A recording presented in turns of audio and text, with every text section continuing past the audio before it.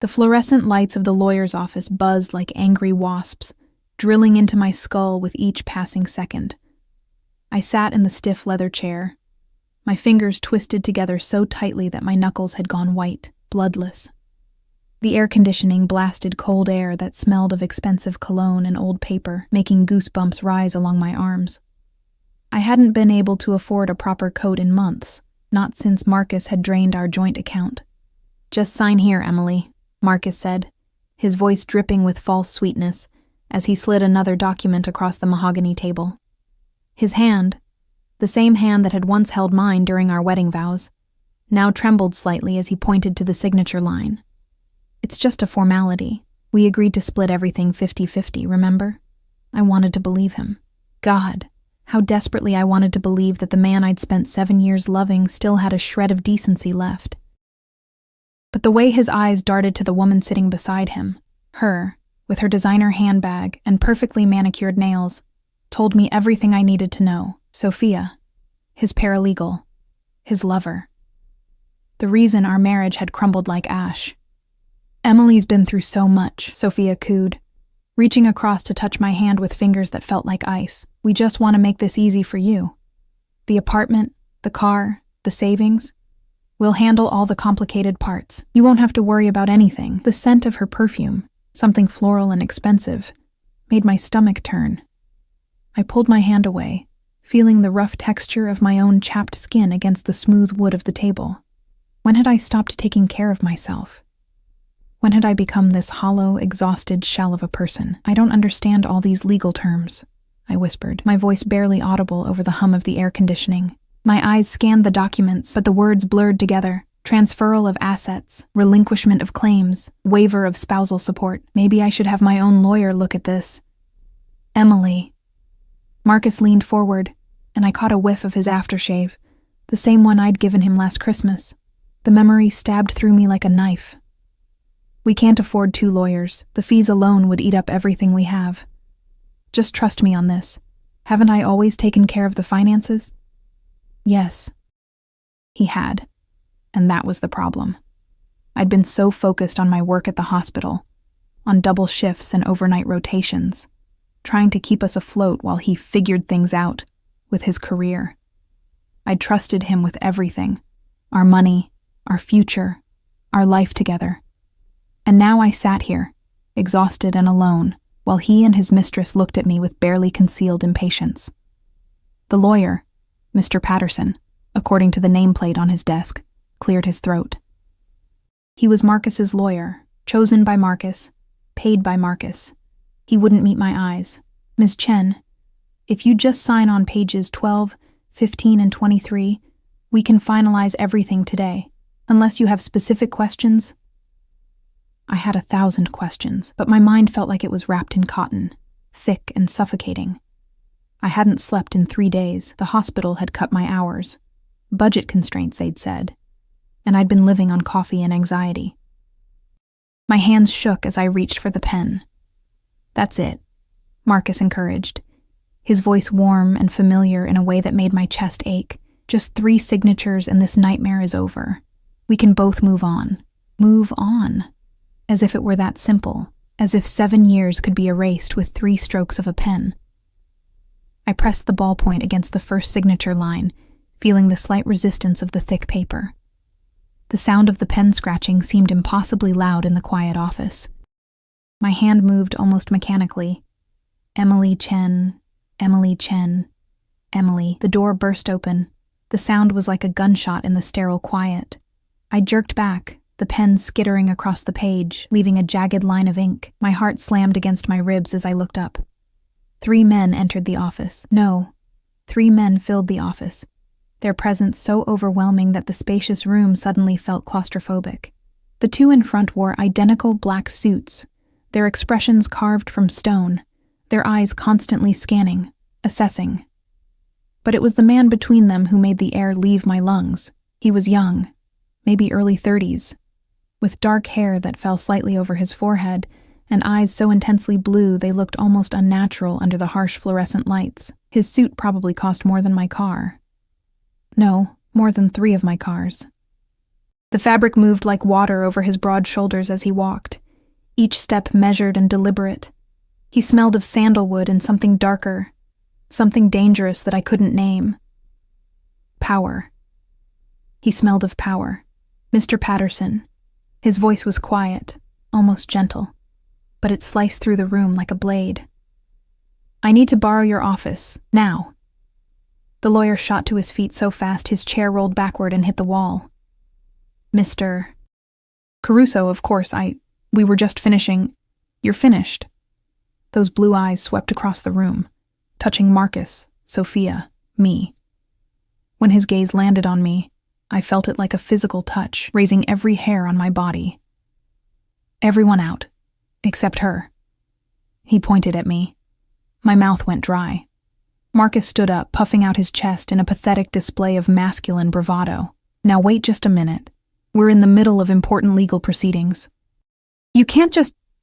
One of the men in black suits took a single step forward. That was all. Just one step. But Marcus stumbled backward, his face draining of color, his hand reaching blindly for Sophia's arm. I believe Mr. Caruso said everyone out, the bodyguard said flatly.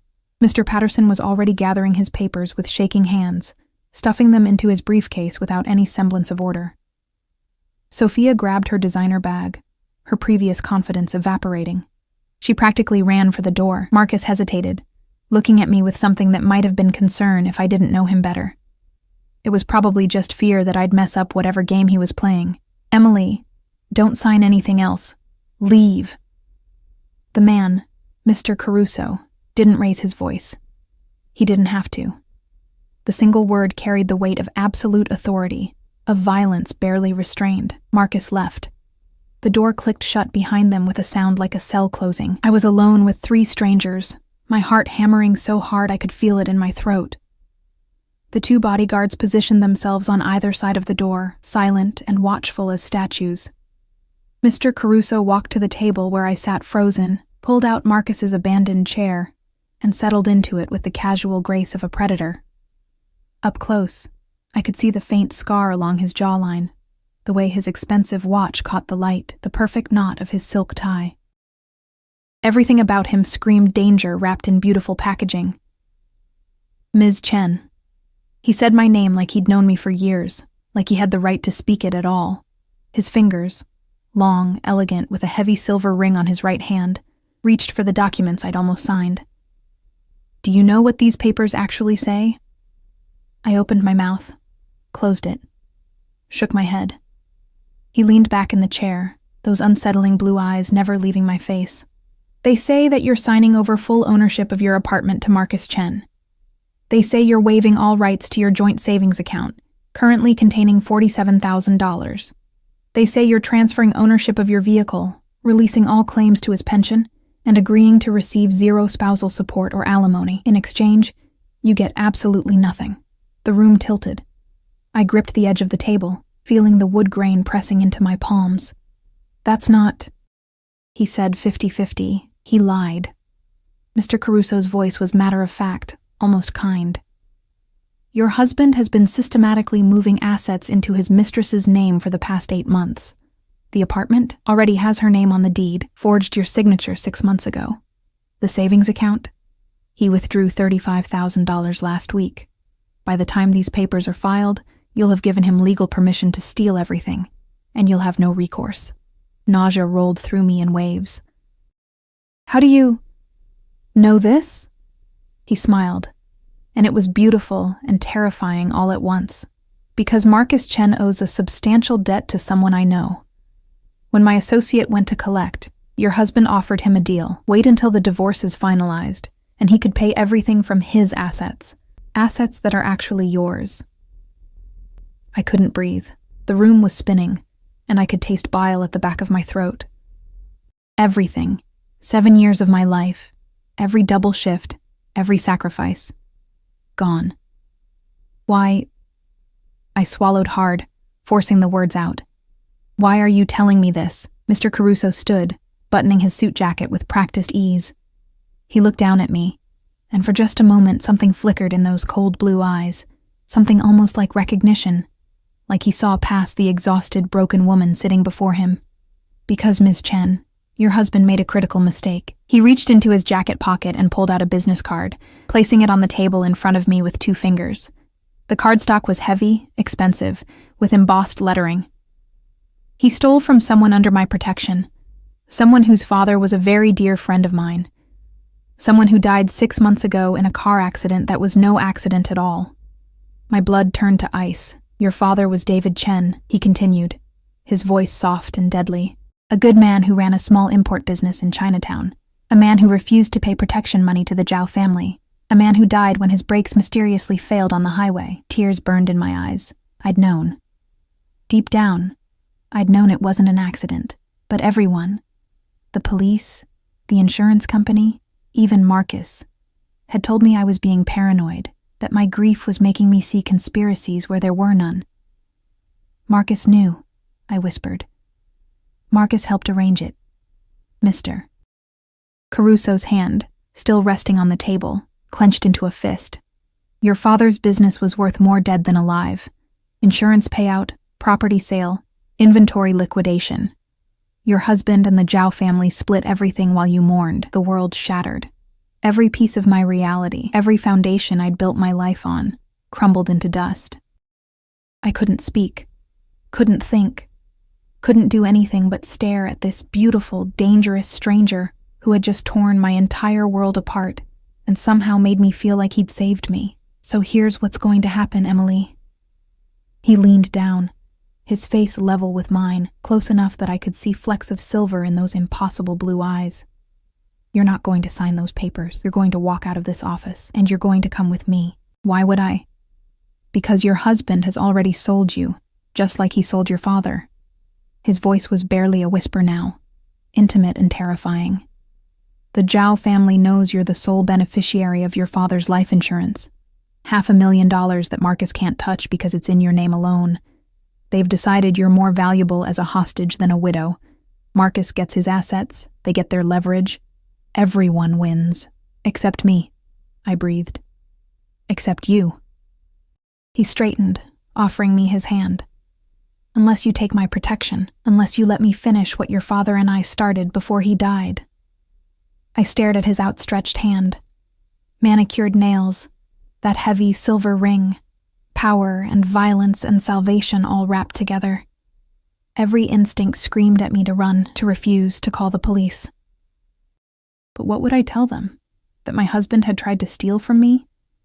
That I'd almost signed it all away willingly?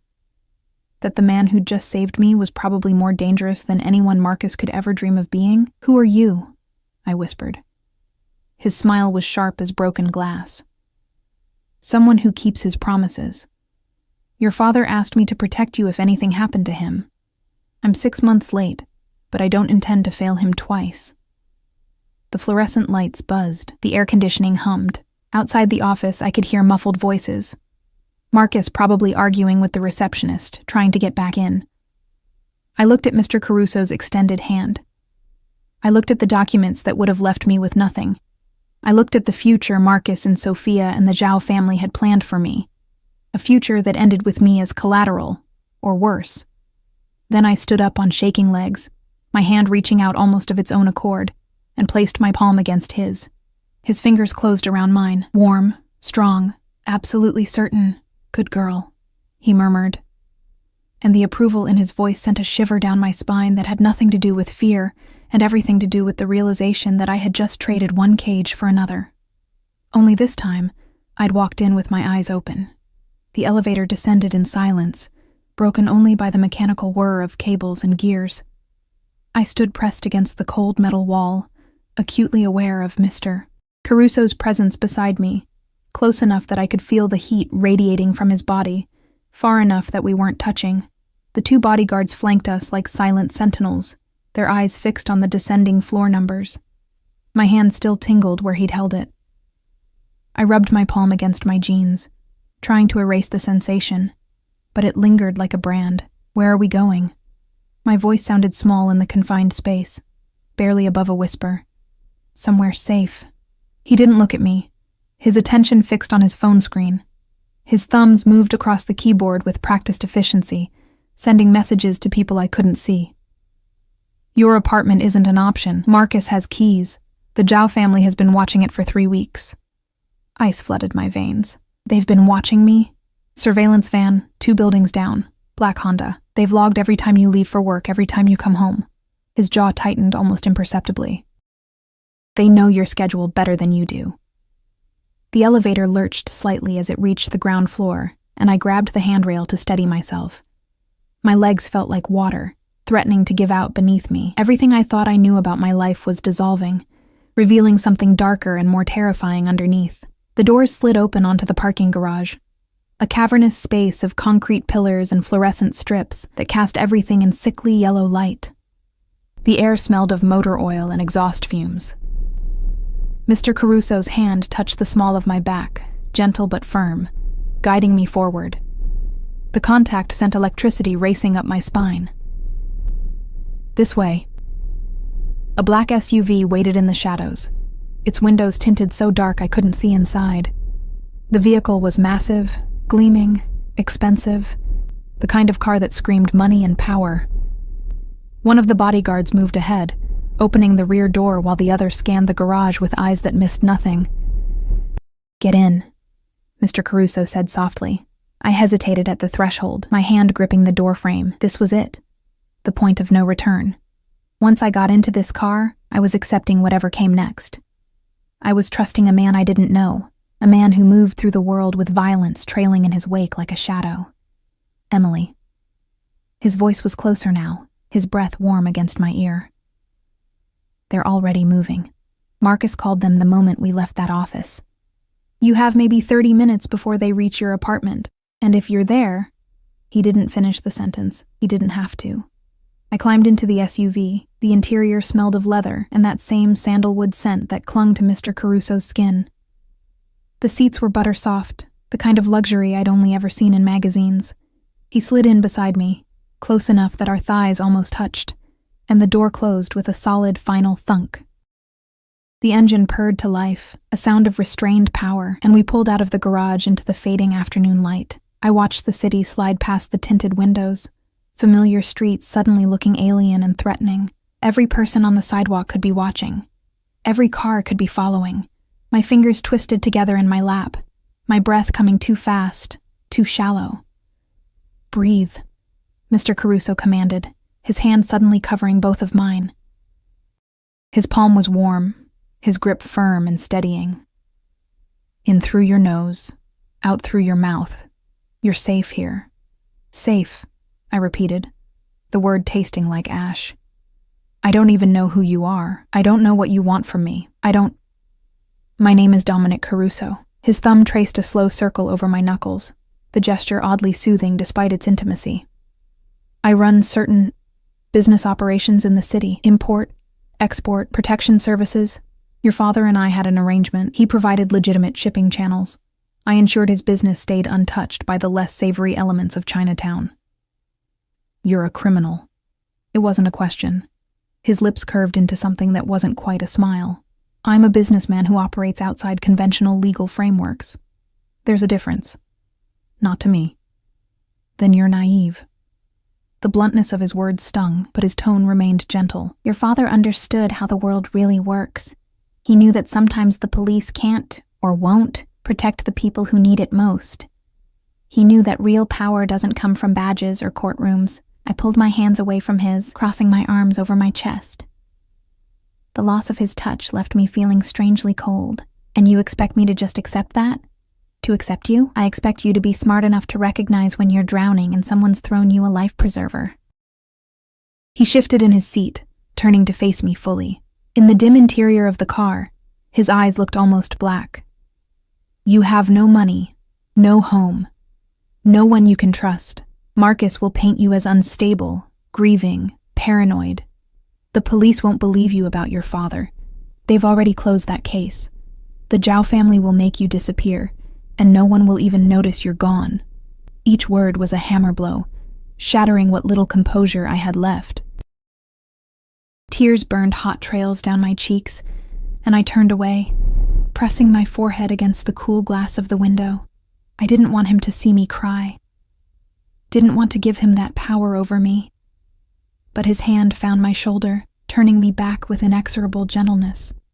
His thumb caught a tear as it fell, wiping it away with a tenderness that didn't match the hardness in his eyes. "Or," he continued, his voice dropping to barely more than a murmur, "you let me handle this. You trust me to protect you the way I should have protected your father. You give me permission to do what needs to be done." "What does that mean?" I asked, though part of me already knew. Part of me didn't want to hear it confirmed. "It means Marcus pays for what he's done. It means the Zhao family learns what happens when they target someone under my protection. It means you get justice, real justice, not the sanitized version they sell in courtrooms." The car turned onto a tree-lined street I didn't recognize, slowing as we approached a tall iron gate. Beyond it, I could see a sprawling estate, the kind of property that belonged in movies. Not real life. Manicured lawns, a circular driveway with a fountain at its center, a house that was more mansion than home. "Where is this?" "One of my properties." The gate swung open as we approached, some invisible signal granting us passage. "No one knows about it except my most trusted people. You'll be safe here while we make arrangements." The SUV glided to a stop in front of the main entrance, massive double doors of dark wood and frosted glass. Another bodyguard appeared from somewhere, opening my door before I could even reach for the handle. The evening air was cool against my tear-stained face, carrying the scent of jasmine and freshly cut grass. Dominic was beside me in an instant, his hand once again finding the small of my back. That touch was becoming familiar, almost comfortable, and that terrified me more than anything else. "Come," he said, guiding me up the stone steps. "You need food, rest, clothes that aren't..." He gestured vaguely at my worn jeans and faded hospital scrubs. "We'll talk more in the morning when you're thinking clearly." The interior of the house stole my breath. Marble floors reflected the light from a crystal chandelier that probably cost more than I'd earn in 5 years. A sweeping staircase curved upward, its banister gleaming. Everything was pristine, perfect, coldly beautiful. A woman appeared from a side hallway, middle-aged, kind-faced, wearing a simple black dress. "Mr. Caruso," she said with a slight accent I couldn't place. "The room is prepared." "Thank you, Rosa." He turned to me, his expression softening almost imperceptibly. "Rosa manages the household. Anything you need, ask her. She's trustworthy." Rosa smiled at me, warm and genuine. "You look exhausted. Let's get you settled." I glanced back at Dominic, suddenly unwilling to leave his presence despite everything. He was dangerous, yes, maybe more dangerous than Marcus or the Zhao family combined, but he was also the only solid thing in a world that had turned to quicksand beneath my feet. "Go," he said gently, reading something in my expression. "I'll be here. I'm not going anywhere." Rosa led me up the staircase, her hand light on my elbow as if she sensed how close I was to collapse. We walked down a hallway lined with closed doors, finally stopping at one near the end. She pushed it open, revealing a bedroom that made my studio apartment look like a closet. The bed was enormous, dressed in white linens that looked impossibly soft. Floor-to-ceiling windows overlooked gardens lit by subtle landscape lighting. A door stood ajar, revealing a bathroom of gleaming marble and gold fixtures. "There are clothes in the closet," Rosa said, moving to pull the curtains closed. "They should fit. Mr. Caruso is very particular about details. Bathroom is stocked with everything you need.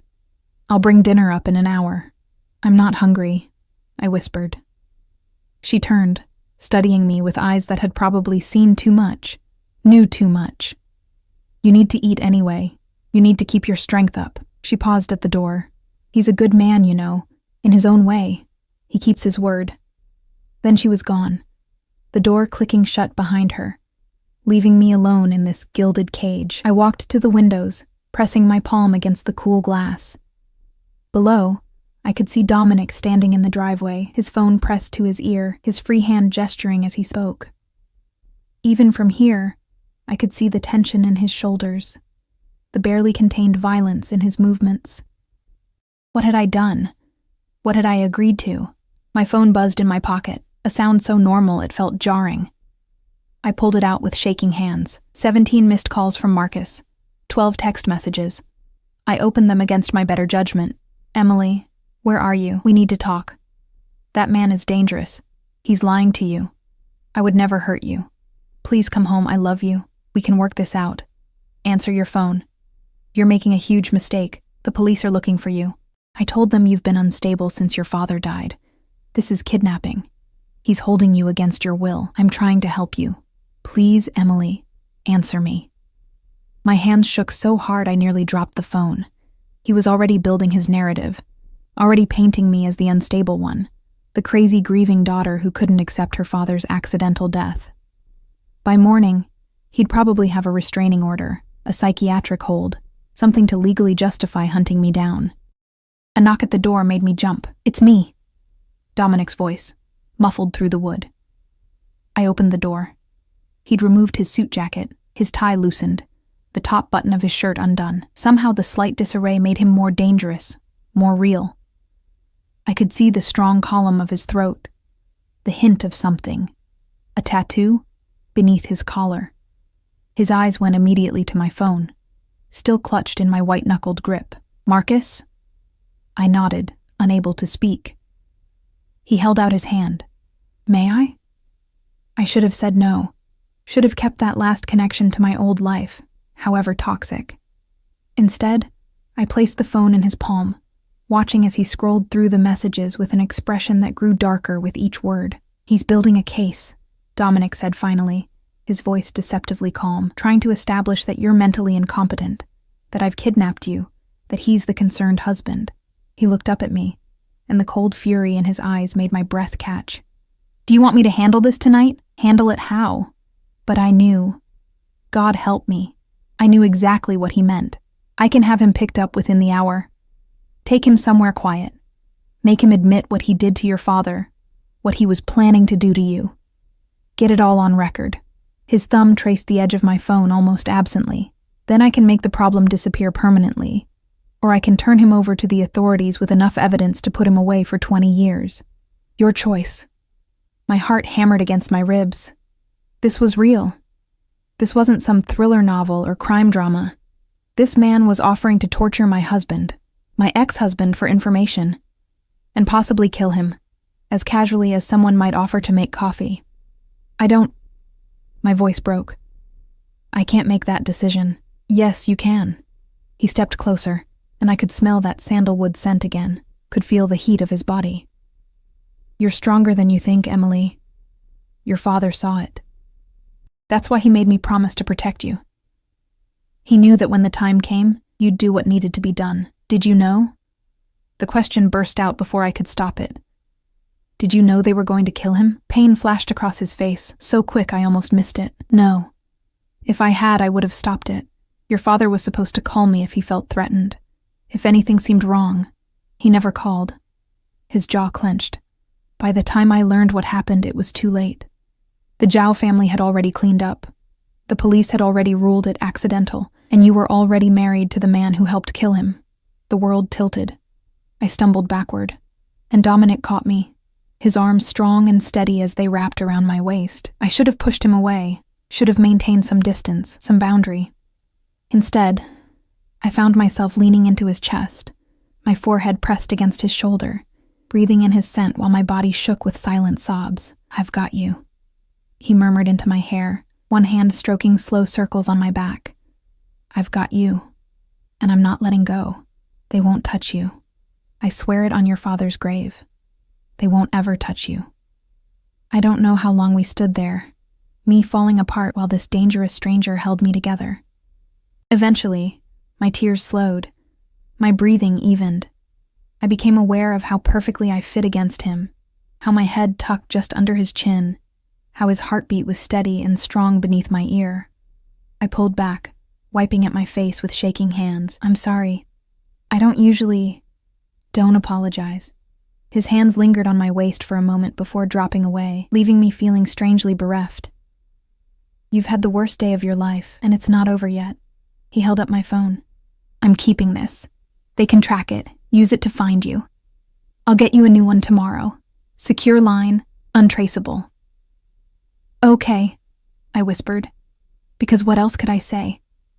He moved toward the door, then paused, looking back at me with an expression I couldn't read. For what it's worth, Emily, I wish we'd met under different circumstances. Your father talked about you constantly. His brilliant daughter. The nurse who saved lives. The one good thing in his world. I looked forward to meeting you someday. Just not like this, I finished. Just not like this, he agreed. His hand rested on the doorknob. Get some rest. Tomorrow we start fighting back. Dominic? His name felt strange on my tongue, intimate and forbidden. He turned, one eyebrow raised in question. What did my father promise you in exchange for protecting me? A ghost of a smile crossed his lips. Nothing. He was my friend. That's what friends do. They protect each other's families. Even after they're gone. Then he was gone, the door closing softly behind him, leaving me alone with the weight of everything I'd lost and the terrifying uncertainty of what I'd gained. I walked to the bed, my legs finally giving out. I sank onto the mattress, and Rosa was right. It was impossibly soft, and stared up at the ceiling. Somewhere in this enormous house, Dominic was making calls, arranging whatever came next. Somewhere in the city, Marcus was spinning his lies, building his case. Somewhere the Zhao family was hunting me, and here I was, in a stranger's home, wearing a stranger's protection like armor I didn't know how to wield. My father's face flashed through my mind, the way he'd looked the last time I saw him, warning me about something I'd been too stubborn to hear. Had he known? Had he suspected Marcus all along? The tears came again, quieter this time, soaking into the expensive pillows. I cried for my father, for my shattered marriage, for the naive woman I'd been just this morning who thought signing papers was the worst thing she'd face today. Outside my window, night fell over the gardens, transforming them into shadows and silver light. And somewhere in the darkness, Dominic Caruso was planning his war. I just hoped I'd survive being caught in the crossfire. Sunlight filtered through the curtains, warm and golden, coaxing me from a sleep so deep it felt like drowning. For one blissful moment, I forgot everything. Forgot Marcus. Forgot the lawyer's office. Forgot the impossible choice I'd made. Then reality crashed down like a wave, and I bolted upright, my heart racing. The room around me was unfamiliar in daylight. Elegant. Expensive. A prison dressed in silk and marble. Someone had been in my room while I slept. The realization sent ice through my veins until I saw what they'd left. A tray on the bedside table with coffee, fresh fruit, and pastries that smelled of butter and sugar. Beside it, a neat stack of clothes. Jeans that looked like they'd actually fit. A soft cotton shirt in dove gray. Undergarments still in their packaging. I touched the fabric, marveling at the quality. Everything was exactly my size. Mr. Caruso is very particular about details, Rosa had said. The thought of him knowing these intimate measurements made heat crawl up my neck. The coffee was still hot. Whoever had brought it hadn't been gone long. I showered in the marble bathroom, standing under water pressure that felt like a massage, using products that probably cost more than my weekly grocery budget. The scent of lavender and vanilla clung to my skin as I dried off with towels so plush they felt like clouds. For a few stolen minutes, I let myself pretend this was normal, that I belonged in this world of luxury and excess. The clothes fit perfectly. Of course they did. I found my way downstairs by following the scent of coffee and the low murmur of voices. The house looked different in daylight, less intimidating, more lived in. Fresh flowers in crystal vases. Photographs in silver frames showing places I didn't recognize. A home, not just a showpiece. The voices led me to a dining room where Dominic sat at the head of a long table, papers spread before him, his phone pressed to his ear. He'd changed from yesterday's suit into dark jeans and a white shirt, with the sleeves rolled to his elbows. The casual clothes should have made him less intimidating. They didn't. He looked up as I entered, his eyes traveling over me with an assessment that felt physical. Something flickered in his expression. Approval? Satisfaction. Before he returned his attention to his call. I don't care what excuses he's making. I want eyes on him 24/7. If he so much as jaywalks, I want to know about it. A pause. Good. And the other matter? Another pause. This one longer.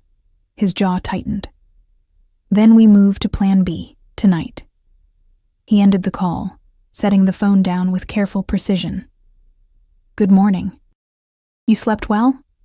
I slept, I said, which wasn't the same thing. I dreamed of my father, of Marcus's hands around my throat, of blue eyes watching me from shadows. What's plan B? Direct. A smile ghosted across his lips. I like that. Sit, eat. We have a lot to discuss. I took a seat several chairs down from him, maintaining distance. He noticed, his expression darkening almost imperceptibly, but said nothing.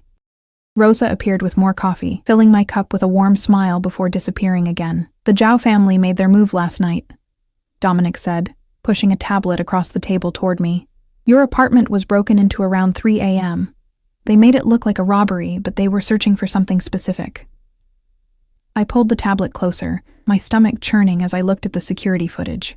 My apartment, my small, cramped studio that I'd turned into a home, destroyed. Drawers pulled out, mattress slashed, everything I owned scattered across the floor like garbage. The police were called by a neighbor, he continued. Marcus showed up 20 minutes later, played the concerned husband, told them you'd been acting erratically since your father's death, that he was worried about your safety. He filed a missing persons report. So now I'm officially missing. My voice sounded hollow. Officially, you never came home from the lawyer's office yesterday. Your phone's last location was the parking garage, which I've taken care of. Marcus is telling everyone I kidnapped you, that you're being held against your will by dangerous criminals. I set down my coffee cup, my hands shaking too badly to hold it. Maybe he's right. Maybe I am. Dominic stood, moving around the table with predatory grace. He pulled out the chair next to mine, sitting close enough that I could feel the heat of him, smell that intoxicating sandalwood scent. Are you being held against your will, Emily? I don't know, I whispered honestly. Am I allowed to leave? Right now? This minute? He leaned back, spreading his hands. Yes. I'll have someone drive you anywhere you want to go. Police station, friend's house, airport, your choice. He paused, letting that sink in. But the moment you leave my protection, the Zhao family will find you. Marcus will have you declared incompetent and committed to psychiatric care. He's already started the paperwork, and within 48 hours, you'll either be dead or wishing you were. That's not really a choice. No, he agreed quietly. It's not, but it's the truth. And I won't lie to you. Not about this. His hand found mine on the table, his fingers warm and steady over my trembling ones. Your father made me promise 2 things. First, to protect you no matter what. Second, to always be honest with you, even when the truth was ugly, especially then. I looked down at our joined hands, his so much larger than mine, marked with scars I hadn't noticed yesterday, that silver ring catching the morning light. What was he to you? Really? Dominic was quiet for a long moment, his thumb tracing absent patterns on my knuckles. He saved my life when I was 17. I'd been stupid, arrogant, thought I could handle a situation I had no business being in. The Zhao family had me cornered in an alley, 3 against 1, and they weren't planning on letting me walk away. His voice went distant, remembering. Your father came out of nowhere, this middle-aged shopkeeper with a tire iron, and evened the odds. We got out together. Why would he do that? For a stranger? He said everyone deserves a chance to be better than their worst moment. Dominic's smile was sad, tinged with grief. After that, we were friends. Real friends, not just business associates. He was the closest thing to a father I had after mine died, so when he asked me to look after you, his grip on my hand tightened. It wasn't just a promise. It was an honor. Tears burned in my eyes, but I blinked them back. I'd cried enough. Tell me what happens now. All of it. He released my hand, standing to pace the length of the windows. The morning light turned his dark hair almost blue-black, highlighted the strong lines of his face. Marcus has made a critical error. In his rush to establish you as mentally unstable, he's drawn attention to himself. The police are asking questions about your father's death, about the timing of your divorce, about his sudden financial improvements. My lawyers have filed motions to freeze all marital assets pending investigation of fraud and forgery. He'll fight that. Of course he will. Which is why tonight we're having a conversation with him. Face to face, recorded. Getting him to admit everything, the affair, the forgery, his role in your father's death, his deal with the Zhao family. My blood turned cold. You're going to torture him. No. Dominic turned to face me, his expression hard as stone. I'm going to give him a choice. Confess everything and accept witness protection in exchange for testifying against the Zhao family, or refuse and face the consequences of his actions without the shield of law protecting him. What he chooses determines what happens next. And if he refuses, then he made his choice. No emotion in his voice, just cold certainty. The Zhao family doesn't tolerate loose ends, and Marcus has become a liability. If I don't handle him, they will, at least my way. He has options. I stood, wrapping my arms around myself. The room suddenly felt too small, too warm. This is insane. I should go to the police myself, tell them everything. And say what? Dominic's voice sharpened. That your husband forged your signature? He'll say you gave permission, that your father was murdered. The case is closed. Accident. Pure and simple. That the Zhao family is after you? Based on what evidence? The word of a known criminal? He moved closer, his presence overwhelming. You think the system will protect you, Emily? The same system that let your father die and called it an accident? The same system that would have let Marcus steal everything while you signed it away? At least it's legal. Legal. He laughed, the sound bitter. Your husband legally murdered your father. The Zhao family legally runs half the businesses in Chinatown through shell companies and intimidation. Marcus will legally have you committed and legally take everything you have left. But yes, it's all perfectly legal.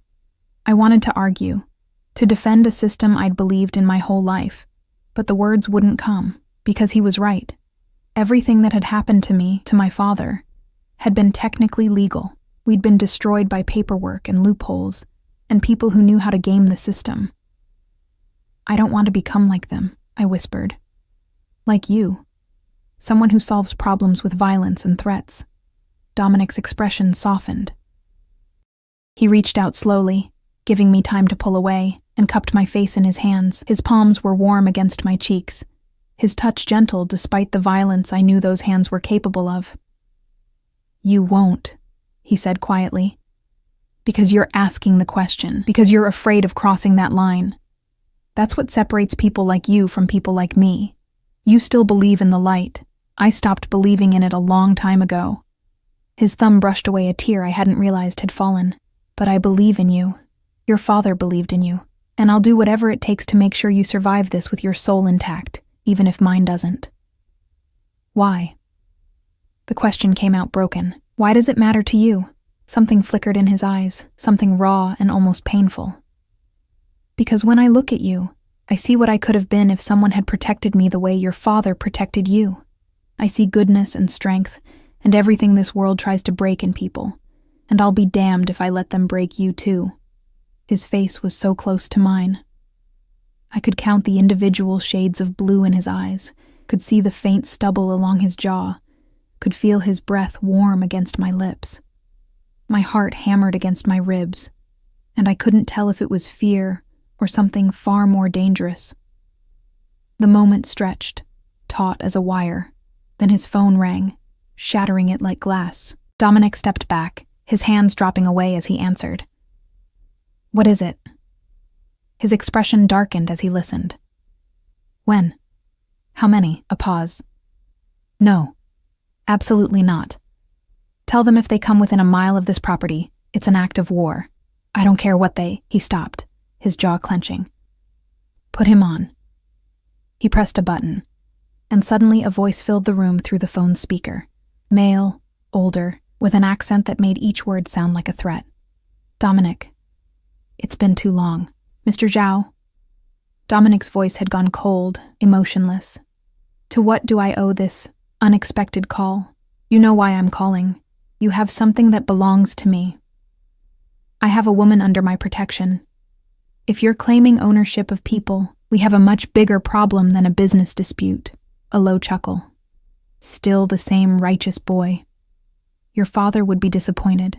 David Chen's daughter is collateral for debts unpaid. Her husband borrowed heavily from us, used her father's assets as guarantee.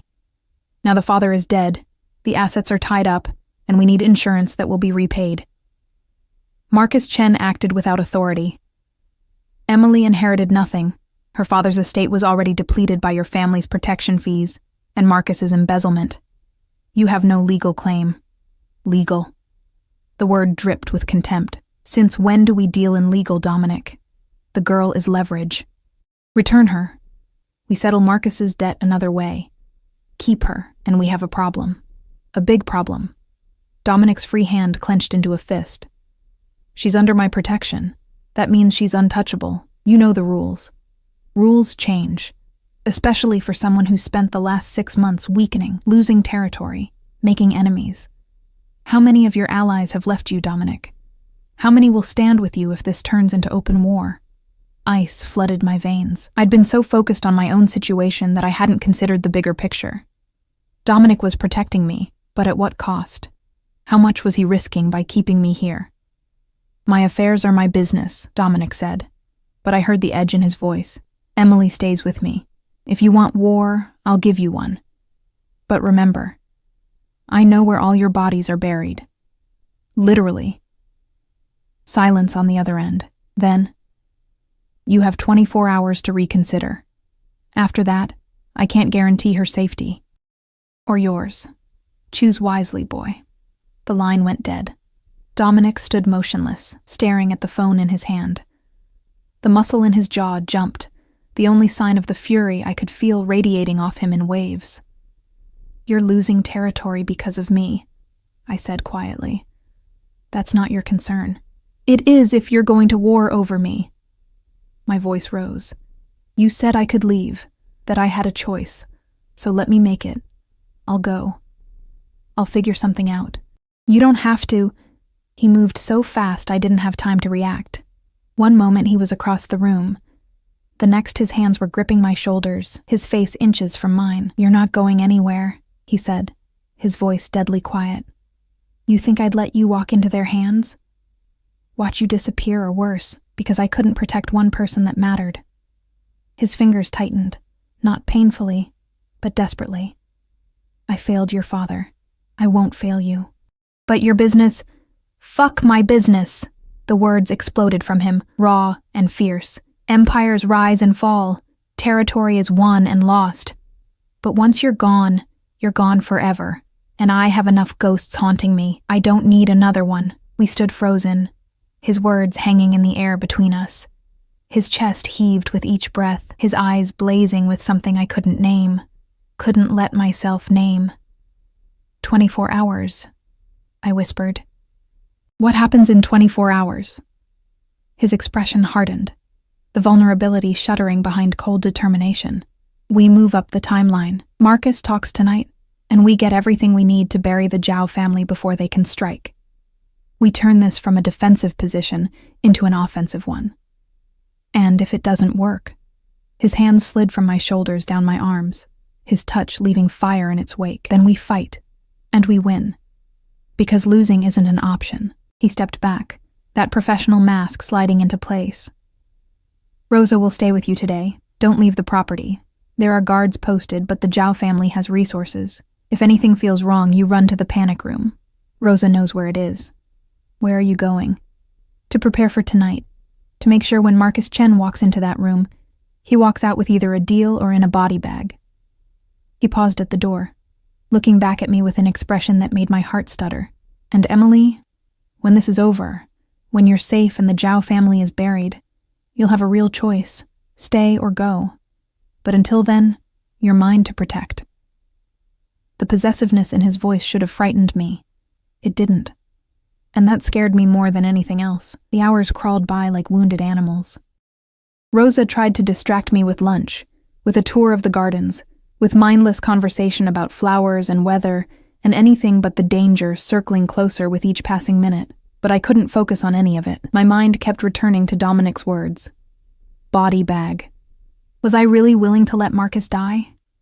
The man who'd shared my bed for 7 years, who'd promised to love me forever, who'd held my hand at my father's funeral while secretly celebrating his murder? Yes, whispered something dark inside me. Yes, I was. The realization should have horrified me. Instead, it felt like clarity. Evening fell across the estate like a curtain, turning the gardens into shadowed mazes. I stood at my bedroom window, watching lights flicker on throughout the property. Security lights, I realized, illuminating every corner, every approach. Dominic was preparing for war. A knock at my door made me jump. "It's Rosa, dear. Mr. Caruso asked me to bring you something." I opened the door to find her holding a garment bag and a small box. Her expression was troubled, maternal concern etched into the lines around her eyes. "He wants you downstairs in an hour," she said softly, laying the bag across my bed. "For the meeting with your husband. He wants me there?" My voice came out strangled. "Why would he?" "Because Marcus needs to see what he's lost. Needs to understand the consequences of his choices." Rosa opened the box, revealing a sleek black phone. "Your new cell. Completely secure. Mr. Caruso's number is already programmed. If anything happens tonight, anything at all, you call him." She left me alone with the garment bag. I unzipped it with shaking hands, revealing a dress that made my breath catch. Deep emerald silk that shimmered in the lamplight, elegant and expensive, and nothing like anything I'd ever owned. It was a statement, a costume, armor disguised as beauty. I showered again, my movements mechanical, put on the dress. It fit like it had been tailored for my body, hugging curves I usually hid beneath scrubs and oversized sweaters. The woman staring back at me from the mirror was a stranger, polished, dangerous, someone who belonged in Dominic's world. I hated how much I liked her. Rosa returned to do my hair, pulling it back into an elegant twist that exposed the vulnerable column of my throat. "You look beautiful," she murmured, her hands gentle on my shoulders, like a queen going into battle. "I don't feel like a queen. I feel like bait. Sometimes they're the same thing." She met my eyes in the mirror. "Mr. Caruso has never brought a woman here before, never asked me to prepare a room, never changed his entire operation for someone's safety. You matter to him, more than he'll probably admit. I'm a promise he made to my father, an obligation. If that's what you need to tell yourself." Her smile was sad and knowing. "But I've known him since he was 18 years old. I've never seen him look at anyone the way he looks at you. Like you're something precious and terrifying all at once." Before I could respond, another knock. One of Dominic's men, the bodyguard from yesterday, tall and stone-faced. "It's time, ma'am." The walk downstairs felt like a descent into hell. My heels clicked against marble floors, each step echoing in the cavernous space. Voices drifted from a room at the end of the hallway, low, tense, angry. The bodyguard opened the door, and I stepped into what looked like a study. Leather furniture, floor-to-ceiling bookshelves, a massive desk of dark wood. And in the center of the room, tied to a chair with zip ties, was Marcus. He looked terrible. His expensive suit was rumpled, his face bruised, his left eye swollen nearly shut. Blood crusted his upper lip. When he saw me, something between relief and terror crossed his face. "Emily. Thank God. These lunatics kidnapped me. They've been—" "Shut up." Dominic's voice cut through Marcus's words like a blade. He stood in the shadows near the window, perfectly still, perfectly controlled. But I could feel the violence radiating off him like heat. "She's not here to rescue you. She's here to watch you tell the truth for once in your miserable life." That's when I noticed the camera on a tripod, its red light blinking, recording everything. Marcus's eyes darted between us, calculations running behind his gaze even now. "Emily, sweetheart, whatever they've told you is a lie. I love you. We can still fix this. Did you forge my signature on the deed to our apartment?" My voice came out stronger than I felt, cold and clear. "What? No, I would never—" "Wrong answer." Dominic moved with terrifying speed, grabbing a handful of Marcus's hair and yanking his head back. "Let's try this again. Did you forge Emily's signature on legal documents transferring ownership of marital assets to your mistress?" "You can't do this. This is illegal. I'll have you arrested for—" A slap echoed through the room. Not from Dominic, from me. My palm stung where it had connected with Marcus's cheek, and I stared at my own hand in shock. I'd never hit anyone in my life. It felt good. Too good. Answer the question, I said quietly. Marcus's eyes widened, seeing something in my expression that made him go pale beneath his bruises. Yes, I forged your signature, but you have to understand, Sophia and I were building a future together. And you were always so focused on work, on your father, my father. I stepped closer, and Dominic moved with me, a shadow at my back. Tell me about my father's accident. It was an accident. His brakes failed. Marcus. Dominic's hand settled on my shoulder, steady and grounding. We have the mechanic who sabotaged David Chen's car. We have bank records showing a payment from your account to a Zhao family associate 3 days before the accident. We have everything. The only question is whether you confirm it, or whether we let the Zhao family know you've become a liability who might talk. Understanding dawned in Marcus's eyes. Understanding and pure animal terror. They'll kill me. Probably. Dominic's tone was conversational. They don't like loose ends. And you, Marcus, are the loosest end imaginable. You borrowed money you couldn't repay. You promised them access to Emily's inheritance. You helped arrange a murder that's now under investigation. You're a walking liability. Unless you give us everything, I added, surprised by the steadiness in my voice. Every detail. Every name. Every transaction. You testify against the Zhao family. And Dominic puts you in witness protection somewhere they'll never find you. Marcus laughed, a broken, desperate sound. Witness protection? You think the Zhao family can't reach me there? You think anywhere is safe? Safer than here, Dominic said. Safer than what happens if you refuse to cooperate. Because if you don't give us what we need, I hand you over to them personally. Tell them you are planning to turn state's evidence. Let them handle you their way. That's murder. Marcus struggled against his restraints. Emily, you can't let him do this. I'm your husband. We took vows. You broke those vows when you fucked your paralegal, I said, the words tasting like acid. You shattered them when you helped murder my father for insurance money. There's nothing left between us but choices, Marcus.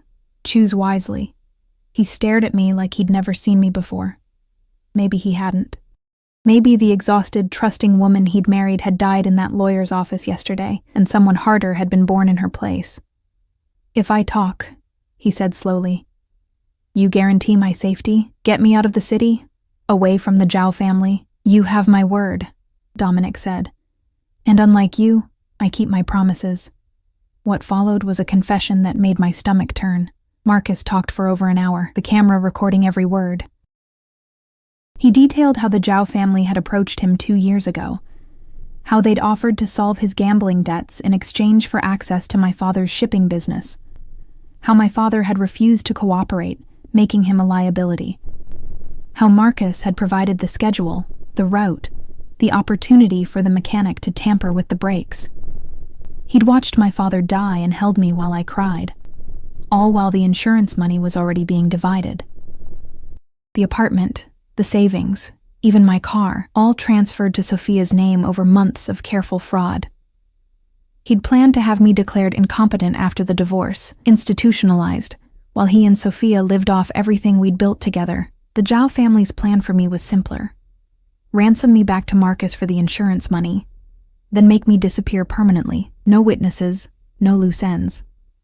By the time Marcus finished talking, I felt numb, hollowed out. I'd known he'd betrayed me, but hearing the scope of it, the casual cruelty, the way he'd calculated my worth in dollars and convenience, it broke something in me that I didn't know could break. Dominic stopped the recording, removed the memory card with careful precision. You'll stay here tonight. Tomorrow, my people will move you to a secure location. You'll remain there until the Zhao family trial concludes. After that, you're free to disappear. What about Sophia? Marcus asked, his voice hoarse. What about her? Dominic's tone was ice. She's an accomplice to fraud and accessory to murder. She'll be arrested along with everyone else. She didn't know about David. I never told her. I don't care. Dominic moved toward the door, his hand finding the small of my back. Emily, let's go. I followed him into the hallway, my legs mechanical, my mind struggling to process everything I'd heard. Behind us, I could hear Marcus calling my name, pleading, making promises he'd never keep. The door closed, cutting off his voice. Dominic guided me to his study, a different room, warmer, with a fireplace crackling and casting golden light across leather furniture. He poured 2 glasses of amber liquid from a crystal decanter, pressing one into my shaking hands. "Drink," he commanded gently. I did. The whiskey burned down my throat, settling like fire in my stomach. I drained the glass in 3 swallows, welcoming the heat, the distraction from the cold numbness spreading through my chest. "You did well," Dominic said, taking the empty glass and setting it aside. "Better than well. You were magnificent." "I feel sick." I wrapped my arms around myself, trying to hold the pieces together. 7 years. 7 years of my life with a man who was planning to kill me. He's not a man. He's a coward who preys on people who trust him. Dominic's hands settled on my shoulders, turning me to face him. "But he can't hurt you anymore. None of them can. Can't they?" I looked up at him. This beautiful, dangerous stranger who'd become my entire world in less than 48 hours. The Zhao family still wants me. They still have 24 hours on their ultimatum. Marcus talking doesn't change that. "No," he admitted, "but it gives us ammunition. By morning, copies of that confession will be in the hands of the FBI, the district attorney, and every news outlet in the city. The Zhao family will be too busy covering their own asses to come after you." "And if they do anyway," his expression hardened, his hands tightening on my shoulders. "Then I keep my promise to your father. I protect you, no matter what it costs, even if it costs you everything, especially then." His thumb traced the line of my jaw, tilting my face up to his. "Don't you understand yet, Emily? You're not just a promise. You're not just an obligation." His voice dropped to barely more than a whisper. "You're the first thing in 10 years that's made me feel like I'm worth saving." My breath caught. His face was so close, his eyes burning with intensity that made my knees weak. I could smell whiskey and sandalwood, could feel the heat of his body, could see the war raging behind his eyes. Wanting me, protecting me, knowing he shouldn't have both. "Dominic." I didn't know what I was asking for. Didn't know if I was begging him to stop or pleading with him to continue.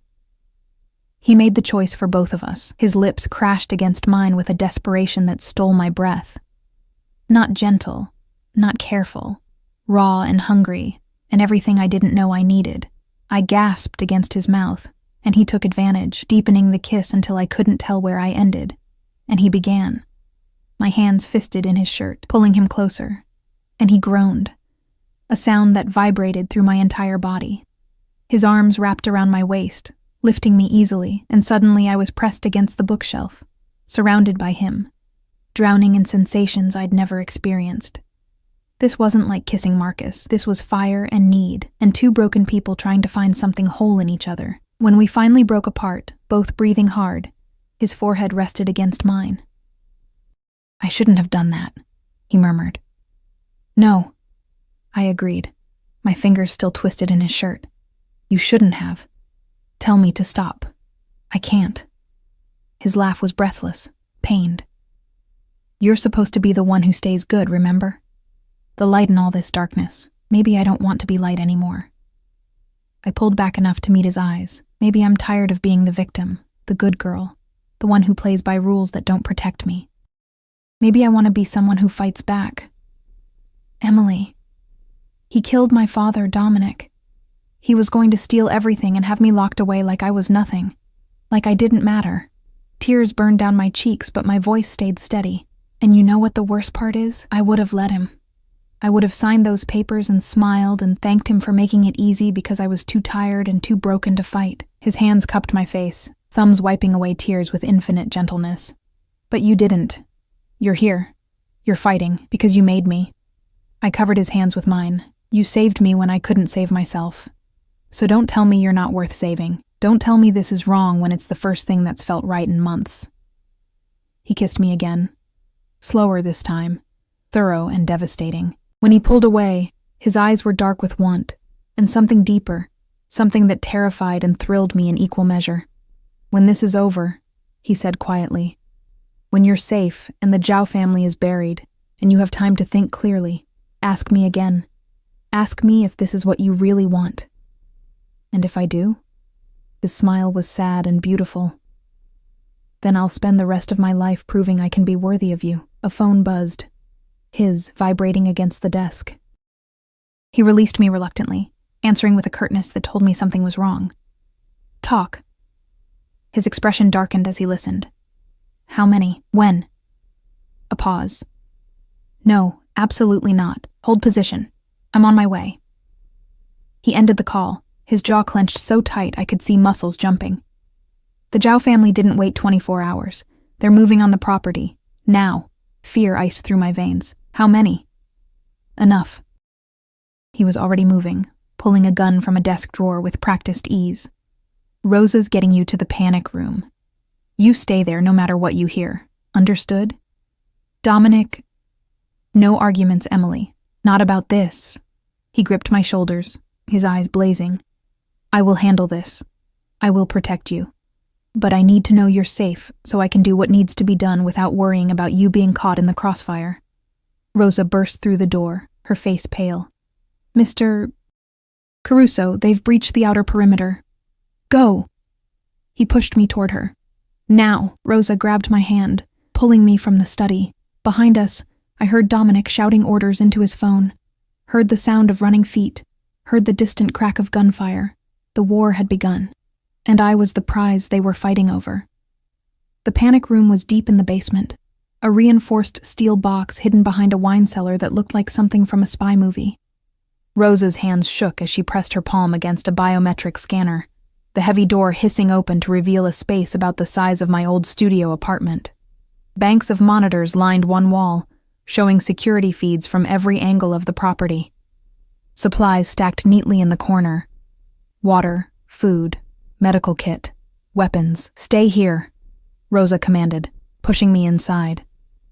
Don't open this door for anyone but Mr. Caruso.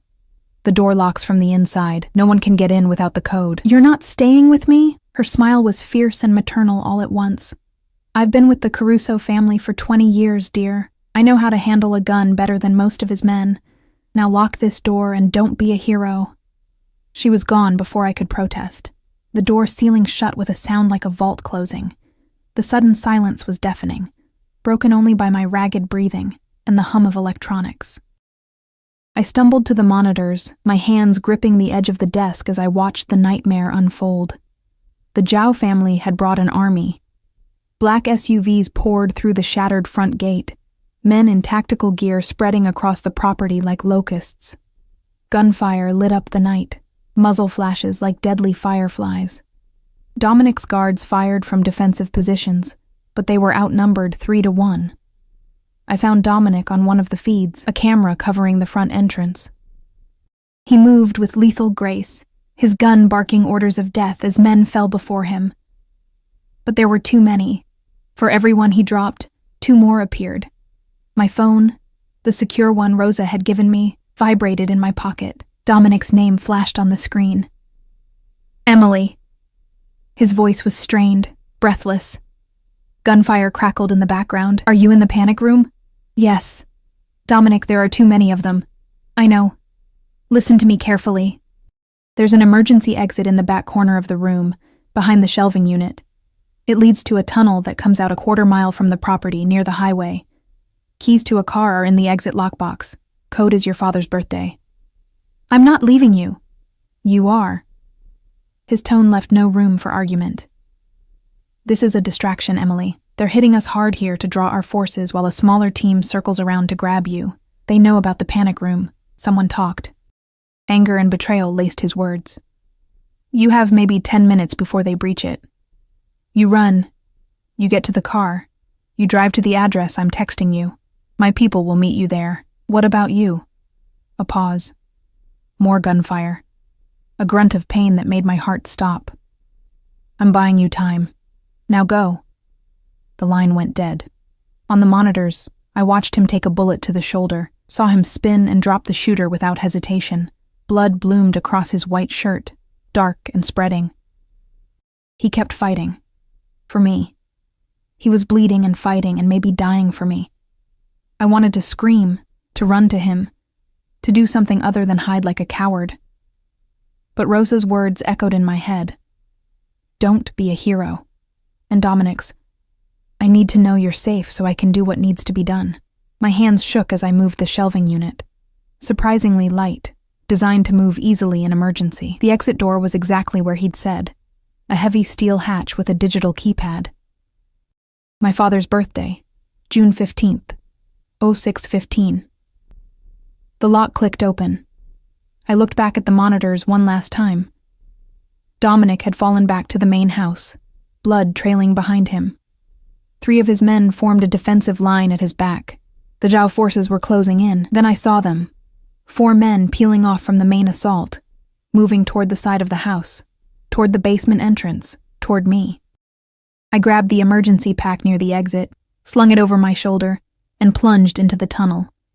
Darkness swallowed me whole. Emergency lighting flickered on as I ran, dim bulbs casting weak yellow light every 20 feet. The tunnel was narrow, concrete walls pressing in from both sides, the air thick and stale.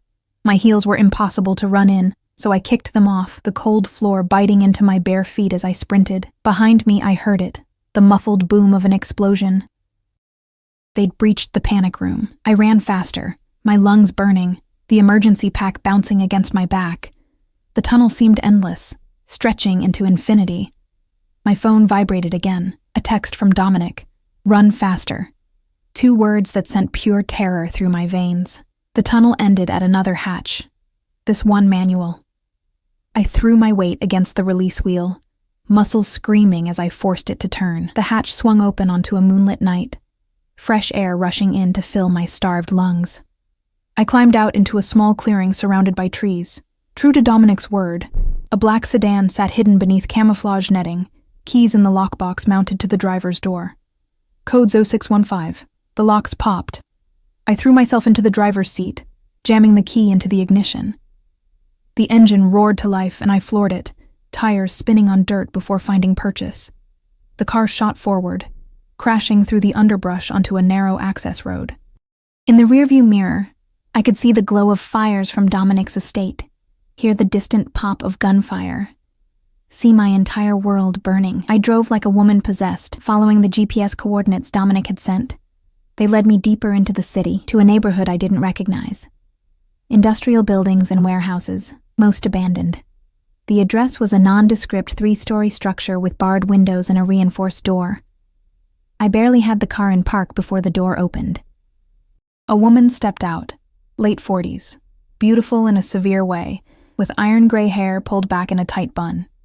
She wore tactical gear and carried a pistol with casual familiarity. "Emily Chen?" Her voice was clipped, professional. "Yes, Dominic sent me. Inside, now." She hustled me through the door, into what looked like a command center.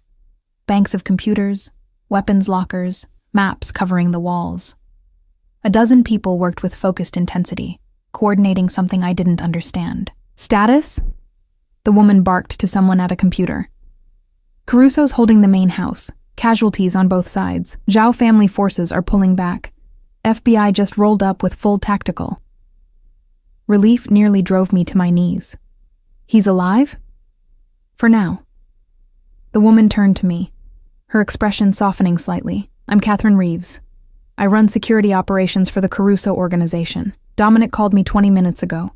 Told me you'd be coming. You're safe here. I need to go back. He's wounded. He needs you alive and hidden." Catherine's hand on my shoulder was firm. "That's what keeps him fighting, knowing you made it out." A phone rang, not mine, one of the secure lines on the desk. Catherine answered, listened, then handed it to me. "It's him." I grabbed the phone so fast I nearly dropped it. "Dominic? You made it." His voice was weak, pained, but alive, so blessedly alive. "Good girl." "You're hurt. How bad?" "I've had worse." A lie? I could hear it in the tightness of his voice. "The FBI raided based on Marcus's confession. Perfect timing. The Zhao family's entire leadership is in custody. It's over, Emily. You're safe." Tears streamed down my face. "What about you?" "Shoulder wound. I'll live." A pause. "I need to stay here, handle the FBI, make sure everything's locked down. Catherine will keep you secure until I can come get you. Probably a few days." "Days?" My voice broke. "I know. I know, sweetheart. But I need to make sure every threat is neutralized before I bring you back into my world. His voice dropped to barely a whisper. I almost lost you tonight. I'm not risking that again. Dominic, rest, heal, let me handle this. And Emily? He waited until I made a sound of acknowledgement. When I come for you, I'm not letting you go again. Ever. Understand? Yes, I whispered.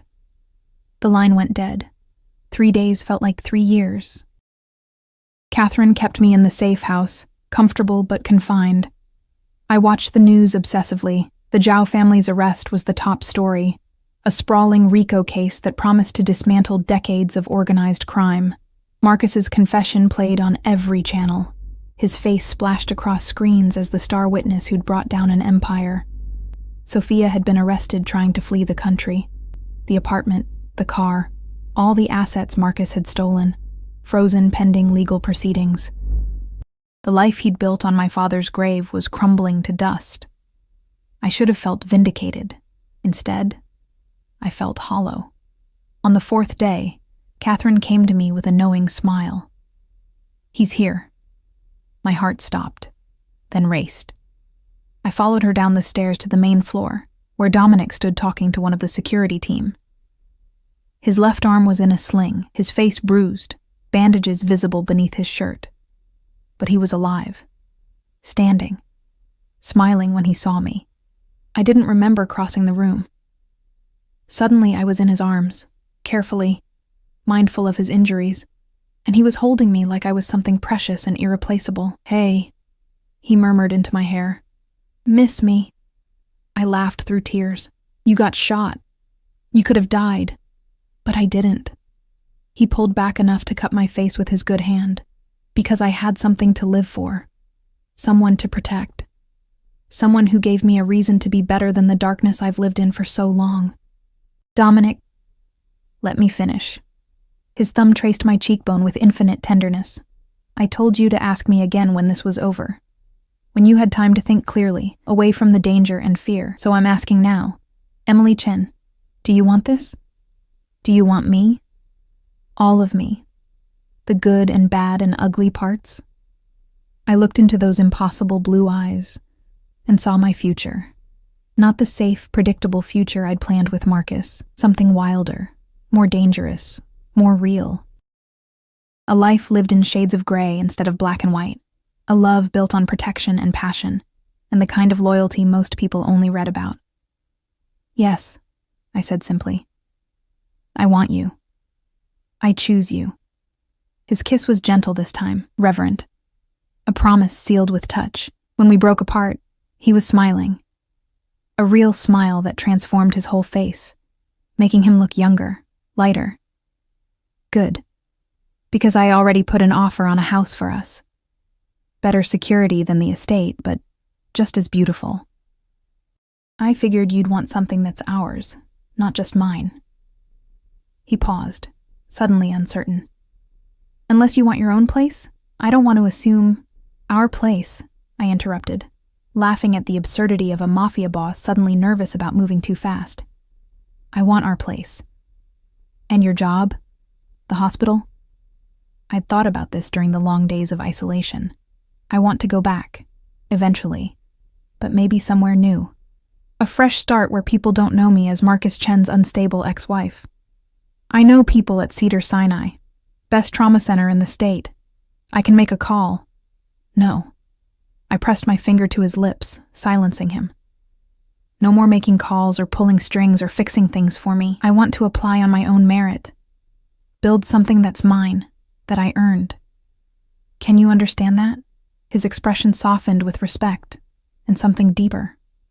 Pride. Yeah, I can understand that. But if anyone gives you trouble, then I'll handle it myself. And if I can't, then you can go all protective crime lord on them. He laughed, the sound rich and warm. Fair enough. Though you have to let me buy you a car. Something safe with bulletproof glass and Dominic. What? I'm just being practical. I shook my head, but I was smiling. This was my life now.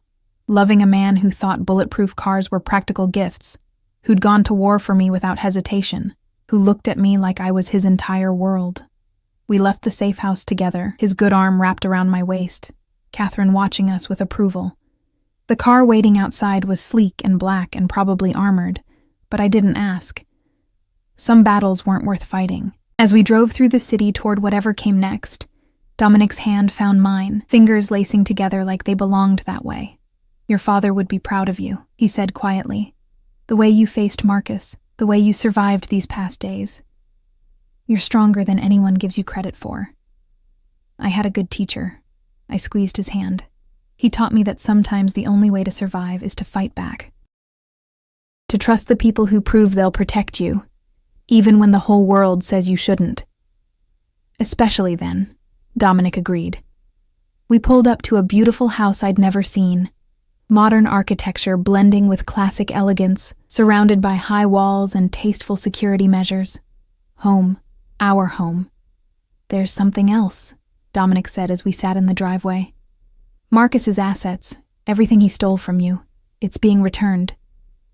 The apartment's in your name again, the savings account, all of it. Plus your father's life insurance money that the Zhao family never got their hands on. You're financially independent, Emily. You don't need me for security or protection or money. I know." I turned to face him, seeing the vulnerability in his eyes, the fear that without need I wouldn't stay. "I don't need you, Dominic. I choose you. There's a difference." "Thank God," he breathed, pulling me into another kiss that promised forever. 6 months later, I stood in the trauma bay at Cedars-Sinai, my hands steady as I sutured a gunshot wound.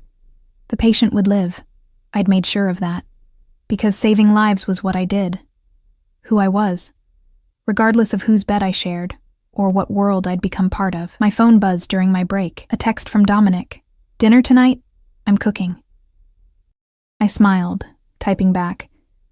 "Your cooking might kill me faster than the Zhao family." Rude. "I've been practicing. I'll bring takeout as backup. I love you too."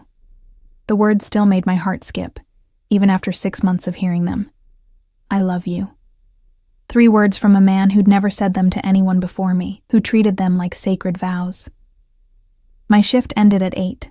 I changed out of scrubs, exhaustion pulling at my bones in the familiar way that meant I'd worked hard and well. The attending had complimented my technique today, mentioned recommendations for a surgery fellowship. I was building something here, a career, a reputation, a life that was entirely mine. Dominic's car waited in the parking garage. The driver, Thomas, a former Marine who'd become almost a friend, holding the door. "Evening, Dr. Chen," he said, with a slight smile.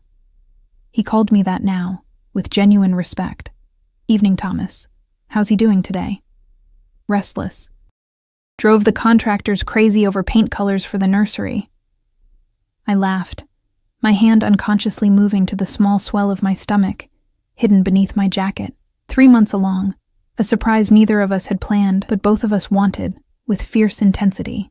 The house blazed with light when we arrived, warm and welcoming. Dominic met me at the door, pulling me into his arms despite the very real smell of something burning from the kitchen. "I tried," he said sheepishly. "I really did. I brought Thai food. You're a goddess." We ate on the couch, my feet in his lap while he rubbed away the ache of a 12-hour shift. The news played quietly in the background. The Zhao family trial had concluded yesterday. Life sentences for everyone involved. Justice, served cold and final. Marcus was somewhere in witness protection, living under a new name in a place I'd never know. Sometimes I wondered if he thought about me, about everything he'd lost. Mostly I didn't think about him at all.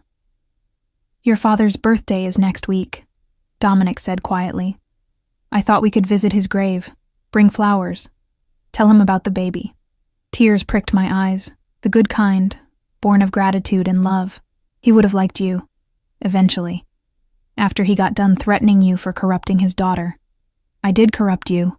His hand moved to my stomach, protective and possessive, turned a good girl into a crime lord's wife. "Not wife yet," I reminded him. "You still haven't actually proposed, haven't I?" He shifted, pulling a small box from his pocket with a grin that told me he'd been waiting for this moment. Emily Chen, will you marry me? Will you let me spend the rest of my life protecting you, loving you, and failing spectacularly at cooking for you? The ring was perfect, a deep green emerald surrounded by diamonds, elegant and unique, and nothing I would have chosen for myself, which somehow made it perfect. Yes, I whispered through tears. Yes to all of it. He slipped the ring onto my finger, then kissed me with the kind of tenderness that still made my knees weak. Outside, rain began to fall, drumming softly against the windows. Inside, we were warm and safe and together. I'd lost so much.